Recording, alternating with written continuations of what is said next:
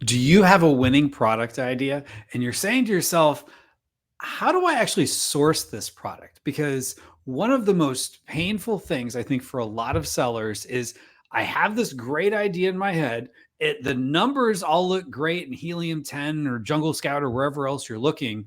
I have a good sense of the tactics that I need to employ to sell the product, but how do I actually get the product so that I can sell it? And so, how do you find the right manufacturer, the right supplier? So, we're going to go through all of that in this video. My name is Kevin Sanderson. I'm the VP of Marketing here at My Amazon Guy.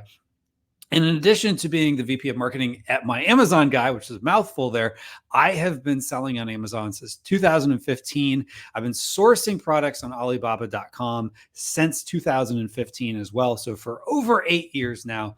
So I'm going to walk you through a few things that I look at when I am sourcing products that hopefully will help you kind of weed out some of the suppliers that may not work well for you, so that one day you're just going back to the same suppliers that you found because you did the right homework on the front end.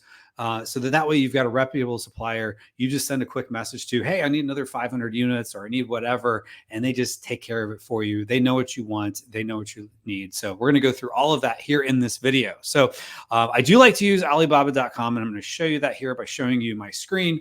So there's two different ways when you have a product that you can go about looking for things. One, you could do what's called a request for quotation, an RFQ, or you could do a search, kind of like you would do a search on Amazon. So let me start off with the looking at individual suppliers. And spoiler alert, I recommend you actually do both. So let's just say we're searching for a garlic press. And so let's go about it by starting off by seeing what the search results. So Alibaba is kind of like Amazon or Google, where it's a search garlic spinner, garlic press. I think I got caught up there in the suggestions. So it's laid out very similarly to Amazon, where you've got basically their version of A+ content, not A+ content, excuse me, brand, like their version of sponsor brand, I should say, display ads up at the top. And then scrolling on down here, they do have, some of these are sponsored. I'm not sure which ones are sponsored here, which ones are not. So it acts a lot like Amazon in the sense that you're looking at things like price, you're looking at things like the images, and you're looking at some other potential trust factors. And so on Amazon, what's really important is, I'm sure you're looking at not just the image, but also the reviews. Now, reviews are not necessarily going to be a big thing on Alibaba, because even a supplier that may be doing, tens of thousands of units a month of a particular product, they might not have any reviews, because they might only have a handful of customers for that particular product, but they're buying container loads at a time, and maybe only buying 2-3 orders a year. Whereas somebody on Amazon, that's selling a product, if you get maybe 1 or 2% of people who purchase your product leave you a review, over time, that adds up quite a bit. So looking at this, you want to look at some other trust indicators. So they have a program that they call a gold supplier. And so you can see how many years they've been a gold supplier here. 7 years, 2 years, 9 years. Now, that doesn't necessarily correlate to how long they've been in business. Now, granted, they would have to have been in business for at least that long. Oftentimes, suppliers may have only been a supplier for 2 years, but that's only on Alibaba as a gold supplier, which is a program that they're paying for. They also have programs called Verified, which is a third-party process they go through, as well as Verified Pro, which is a higher level of scrutiny. I personally like to look to see that they have a couple things. I like to look and see, are they a verified supplier? So I would click that here. So that's going to weed out anyone, kind of like if you're a customer on Amazon, maybe any products that have less than 4 stars, you weed those out. I like to weed out ones that aren't verified. I also like to know that they have trade assurance. In 8 years of selling, I don't think I've ever had to actually use trade assurance, but I just like knowing that this is a particular program that they have, where if you meet all the criteria and the supplier doesn't ship the product, you're basically backed by, which I don't know all the rule ins and outs of it, to be honest. You can get your money back. I just more like knowing that this is a supplier who at least wants to meet whatever the terms are of trade assurance, and that there is the potential for me to get my money back. So I just trust that supplier. So when I'm sending a wire transfer halfway across the globe, if they meet at least they're verified and they have trade assurance, it makes me feel at least a little bit better. So I like to do that. Then I'm looking at things like, okay, is this the type of product that I'm looking for? So maybe I want a garlic press, but maybe this type of garlic press, which is they're advertising as an onion chopper, is not quite what I'm looking for. Now, this is one type of garlic press, and this is another type of garlic press. What I would do is look through here. Now, you're going to find oftentimes the products are not meeting exactly the criteria you're looking for. There's generally, I don't think, as many suppliers for products as there are sellers on Amazon for a particular product, because oftentimes there might be one factory that's selling many suppliers on, or many sellers on Amazon, I should say. So especially when you start whittling down to, like, do they have verified, or they have trade assurance, you're going to see, like, for example, this one here, which is a strainer for pasta. So it doesn't particularly apply. You look down here, you see they have this particular thing, which may or may not be what I'm looking for. But maybe let's say I want a handle like this, but I want it to have a black rubber on the outside, kind of like this one. I might reach out to this one and say, this is what I'm looking for. Reach out to this one and say what I'm looking for. I tend to find these prices, I wouldn't get too excited, because one, there might be upcharges for if you want any sort of customization. Maybe, oh, that's if you use a particular type of stainless steel, but you want a better stainless steel type, or whatever the case is. So let's just say hypothetically, I'm going to look at this. I at least like that this one's in the ballpark. I'm going to click that. I'm going to go to this page here, and I can see a little bit more about, like, okay, you can see how they've kind of adopted a lot of the same style with, like, lifestyle pictures. Sometimes you'll see infographics and things here. So it tends to, you'll see the listings oftentimes mirror a similar flow to Amazon. It tells you a little bit about the type of materials they use. Tells you a little bit about the order volume of that particular product.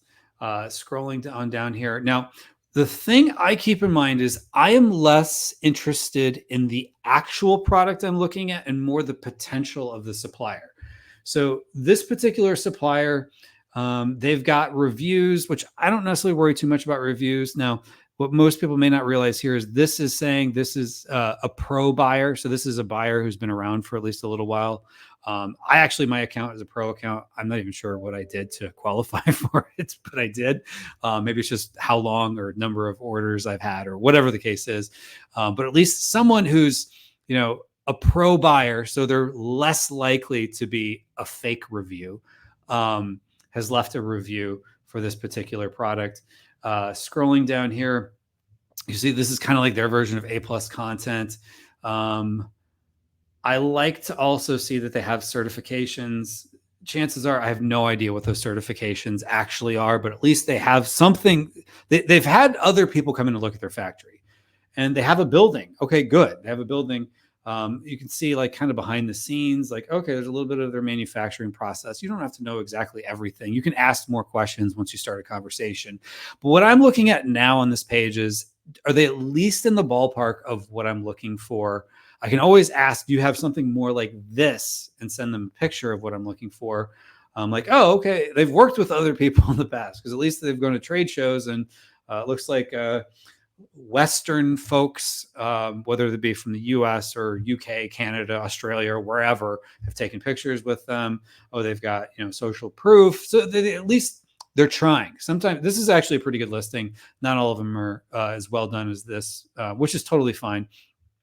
So there's a lot I like about this. So what I would recommend doing is clicking contact supplier, letting them know what you're looking for. So, like, let's say this is not the exact product I'm looking for, But if I was on Amazon, let's say I had a picture of the type of a similar product, maybe not copying, but maybe you had like 2 or 3 competitors that you were looking at. You like the number, you thought having a black rubber grip was going to sell more or stand out, or maybe a blue rubber grip, and nobody is selling a blue rubber grip on Alibaba.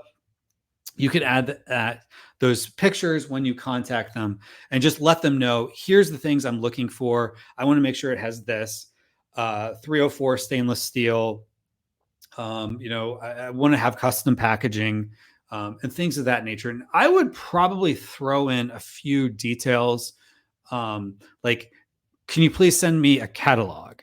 Uh, Even if they don't have a catalog handy, one, I'd like to see, do they have a catalog so I can get ideas for other products? But then also, if you ask particular questions, are they actually answering your questions? Sometimes you'll get suppliers who will reach out to you and say, oh, tell me more about what you're looking for. Or, oh, thank you for reaching out to us. We'll be back in contact. And they never do. It's almost like they just want to check the box that they replied to you. I don't know why.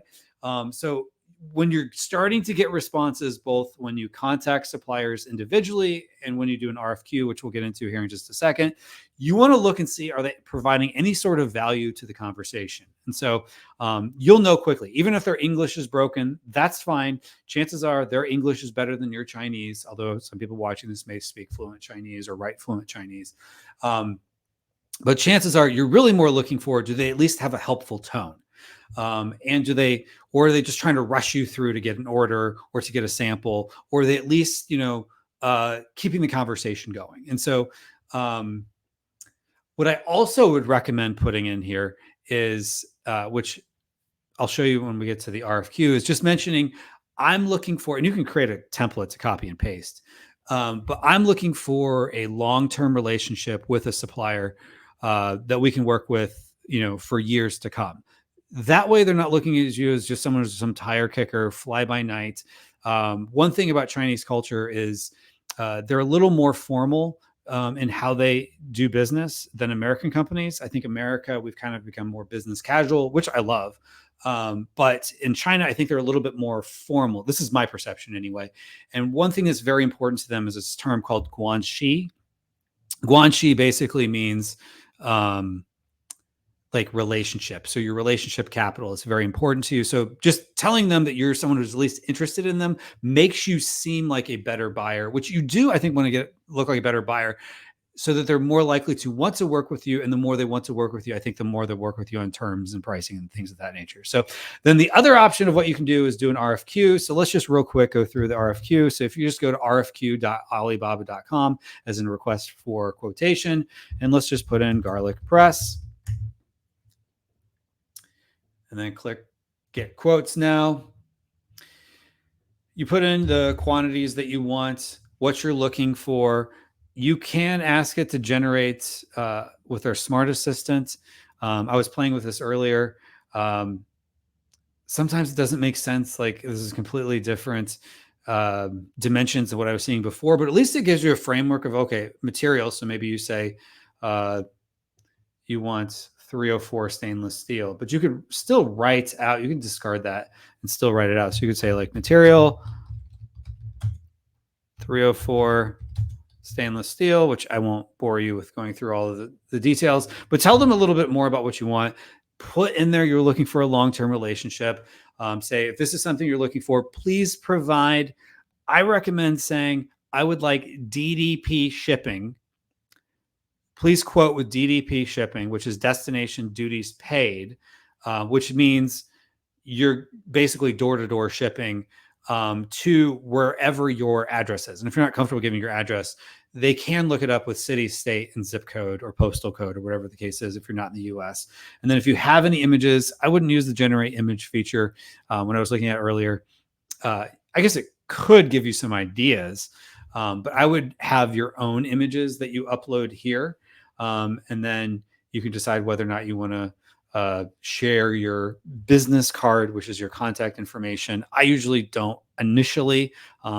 I usually like to keep the conversation started in Alibaba So they have a really good messaging platform, and I like to keep all the messages there. One, it consolidates everything. I'm less likely to be getting emails from people with like huge, you know, 20 megabytes catalogs that they're sending me every week, 3 years later.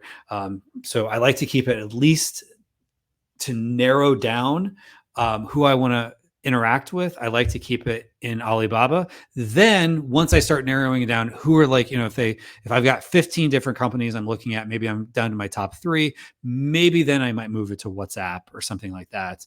But I like to start it off in Alibaba. And then from there, maybe ask for samples.